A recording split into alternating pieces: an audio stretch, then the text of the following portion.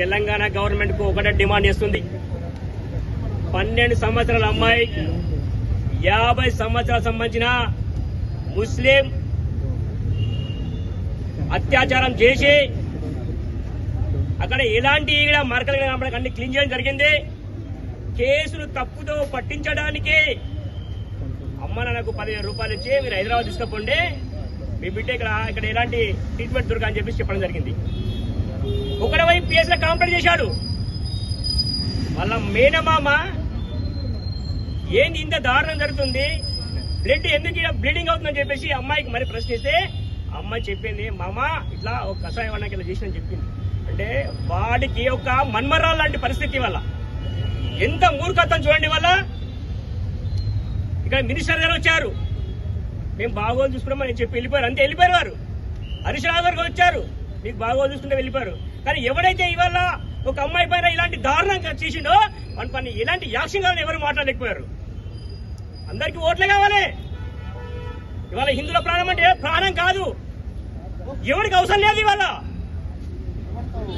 వాళ్ళు ఓట్ల గురించి బతుకుతారు ఇవాళ. కాబట్టి మేము ఒకటే డిమాండ్ ఇస్తున్నాం ఈ యొక్క ప్రభుత్వానికి.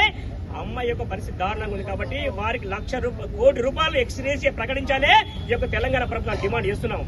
వాళ్ళ యొక్క ఖర్చుల గురించి 10 లక్షల రూపాయలు ఇవ్వాలని డిమాండ్ చేస్తున్నాం. అంతేకాదు వాళ్ళ అమ్మ నాన్న లోపల ఎవరైతే మంచి ఎడ్యుకేటరో వాళ్ళకి గవర్నమెంట్ ఒక ఉద్యోగం ఇవ్వాలి. తెలంగాణలో ఇవి కామన్ గా ఇప్పటికీ చాలా జరిగినాయి. కొన్ని ఇష్యూలు మాత్రం బయటకు వచ్చినాయి, ఇంకా మీదే బయటకు రాలేవు. ఎందుకంటే ఒక మామ వల్ల ఒక కోడలు యొక్క పరిస్థితి వాళ్ళ బయటకు వచ్చింది. అట్లా అందరు ధైర్యం చేయలేకపోతున్నారు, లోపల వెళ్ళిపోతున్నాయి. దీని ఇష్యూ కూడా అక్కడనే కంప్లీట్ చేయాలనుకున్నారు, కానీ వాళ్ళ మామ వల్ల బయటకు వచ్చింది. మేము ఒకటి అడుగుతున్నాం, ఎక్కడి 3 మినిస్టర్లు ఉన్నారు ఖమ్మం లోపల, ఏం చేశారని ఒక్కరికి ప్రకటన ఇవ్వలేకపోయారు.